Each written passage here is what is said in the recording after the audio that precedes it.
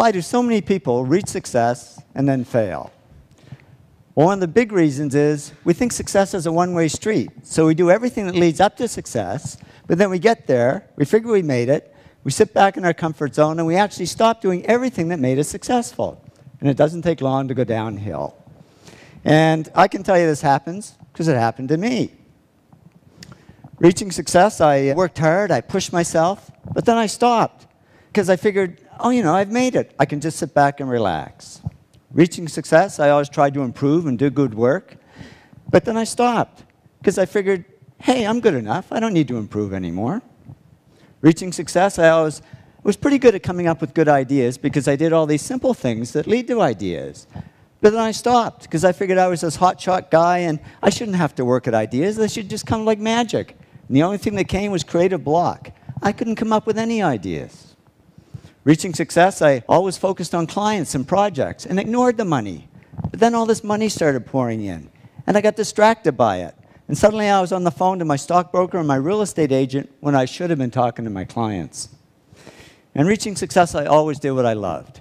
But then I got into stuff I didn't love, like management. I'm the world's worst manager, but I figured I should be doing it because I was, after all, the president of the company.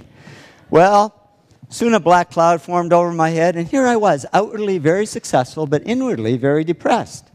But I'm a guy. I knew how to fix it. I bought a fast car. It didn't help.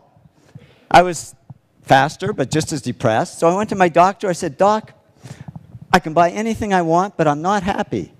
I'm depressed. It's true what they say, and I didn't believe it until it happened to me, but money can't buy happiness. He said, no, but it can buy Prozac. And he put me on antidepressants. And yeah, the black cloud faded a little bit, but so did all the work. Because I was just floating along. I couldn't care less if clients ever called. And clients didn't call. Because they could see I was no longer serving them, I was only serving myself. So they took their money and their projects to others who would serve them better. Well, it didn't take long for business to drop like a rock. My partner and I, Tom, we had to let all our employees go. It was down to just the two of us, and we were about to go under. And that was great, because with no employees, there was nobody for me to manage. So I went back to doing the projects I loved. I had fun again, I worked harder, and to cut a long story short, did all the things that took me back up to success, but it wasn't a quick trip. It took 7 years. But in the end, business grew bigger than ever. And when I went back to following these 8 principles, the black cloud over my head disappeared altogether. And I woke up one day and I said, I don't need Prozac anymore. And I threw it away and haven't needed it since. I learned that success isn't a one-way street. It doesn't look like this. It really looks more like this. It's a continuous journey. And if we want to avoid success to failure syndrome, we just keep following these 8 principles, because that's not only how we achieve success, it's how we sustain it. So here's to your continued success. Thank you very much.